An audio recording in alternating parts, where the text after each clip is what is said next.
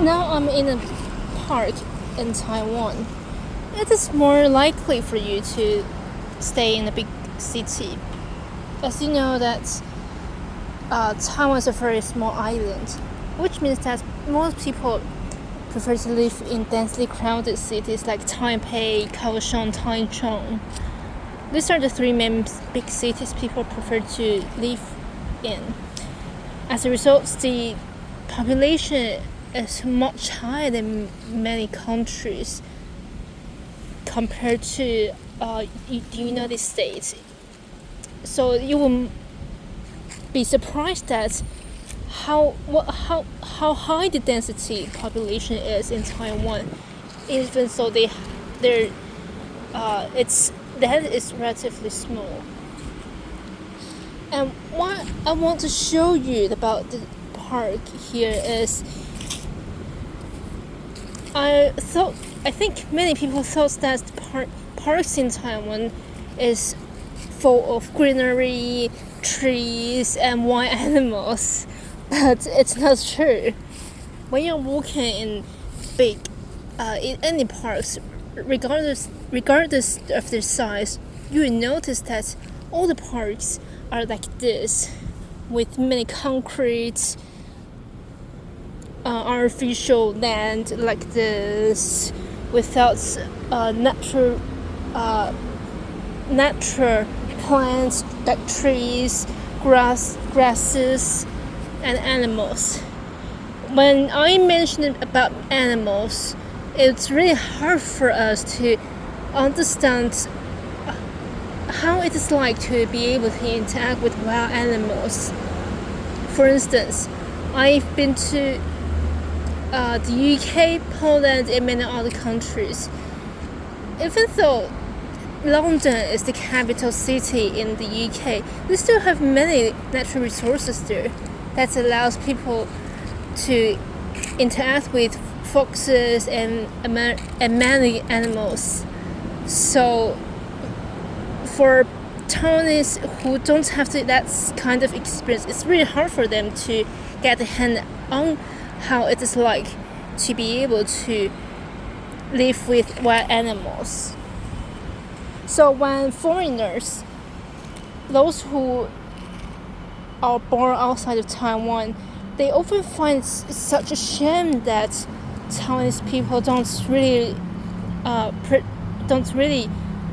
have the empathy and the knowledge to protect their nature, because they don't have the opportunity to understand how it is like to interact with animals. I'm not saying that pets like rats, dogs, cats are not animals. I'm talking about wild animals.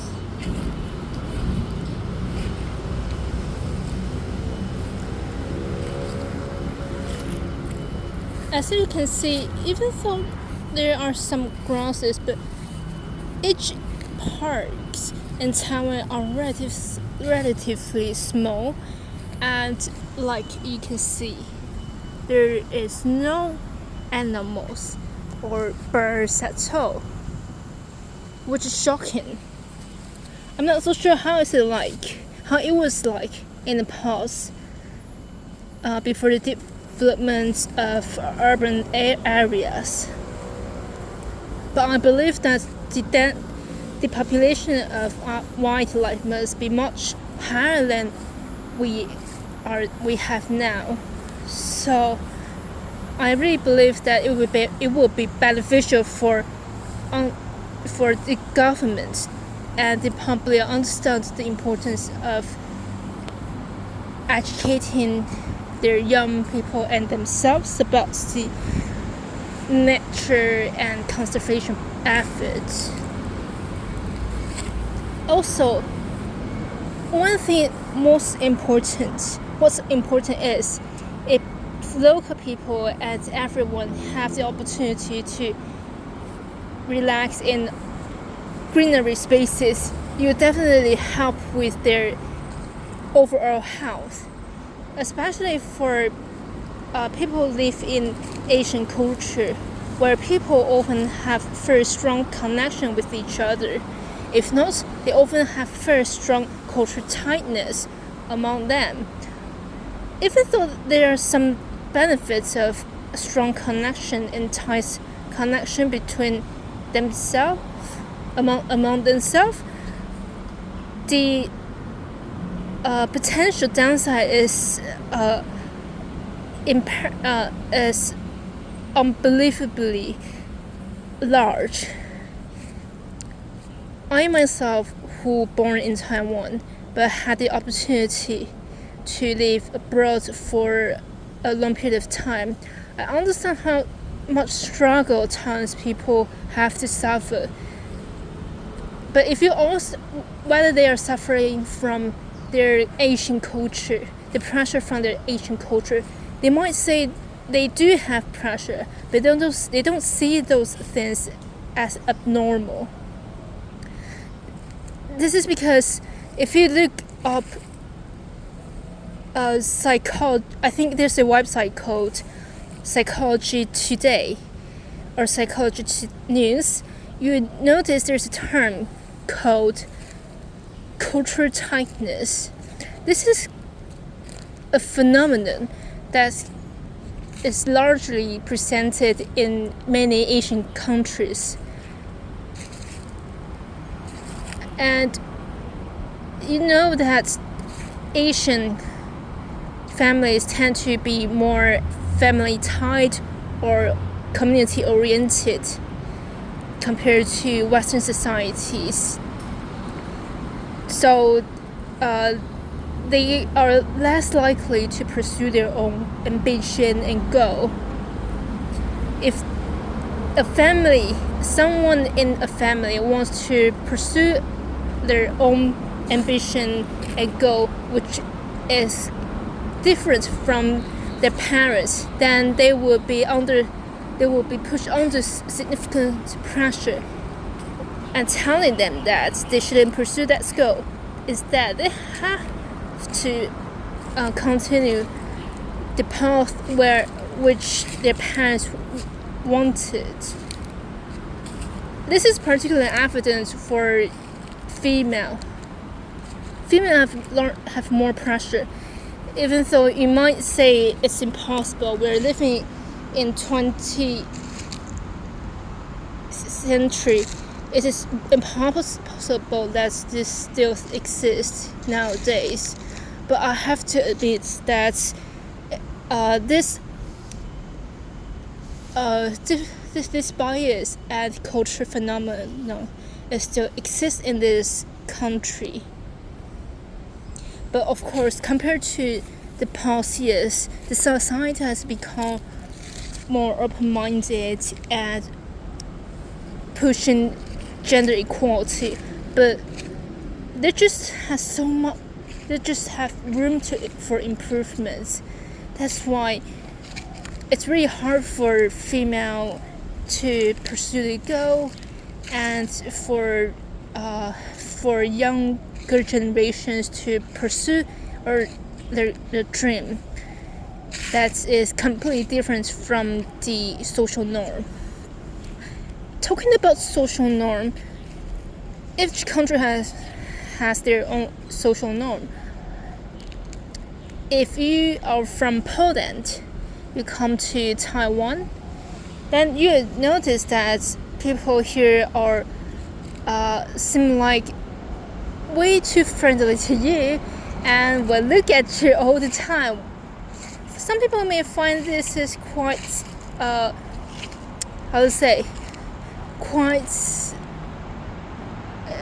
uncomfortable.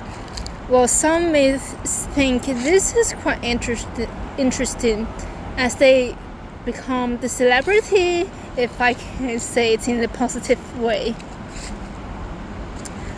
But I have no idea what is this majority of foreigners and Western people think of being stared as an alien in Taiwan.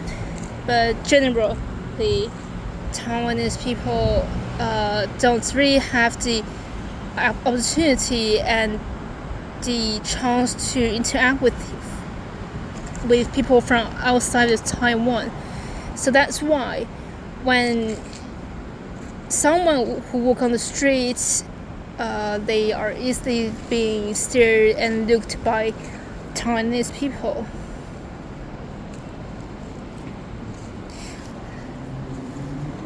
When I was studying in Poland as an international student, I also frequently been stared by the locals, but I believe the frequency and the astringent is more intense in Taiwan. The reason why is because Poland is a country that is surrounded by other nations without border. Also, now Poland has become a part of EU country, which means that people can move freely between countries and countries. They no longer need to present their passports or an identity card to cross borders. So this also facilitated the dynamic of society from different countries. As long as they have the quality and the as long as they are the citizens or the international students in EU countries. Another barrier in Taiwan is the first small island surrounded by seas and oceans with limited resources, and their political pressure is often being suppressed by its neighbor country, China. So people don't really see Taiwan as a country, which often makes Taiwan unattractive.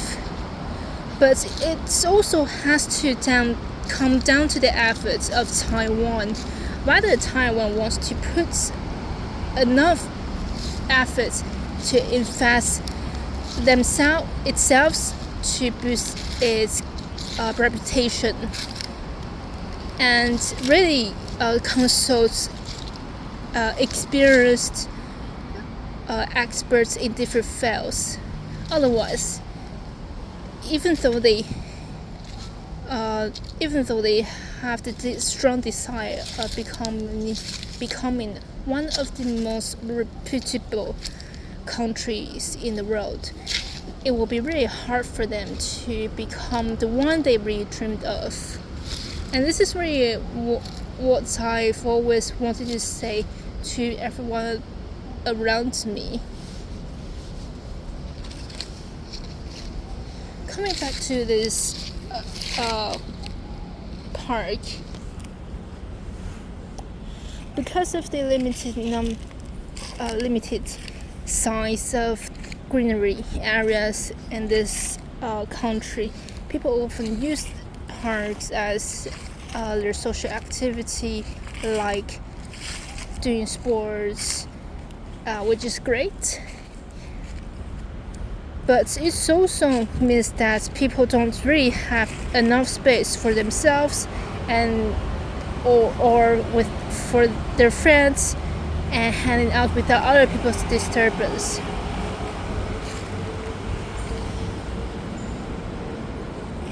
So I would suggest that the local government should think twice about how they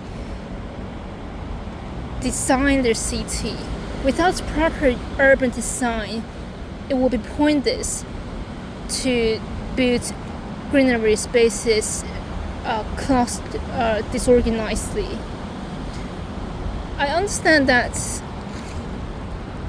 every country, including Taiwan, wants to reach the carbon zero goal, but they do really need to think about how they should design both urban and rural areas in order to redesign the entire environments, not just for themselves but also for the entire society as a whole.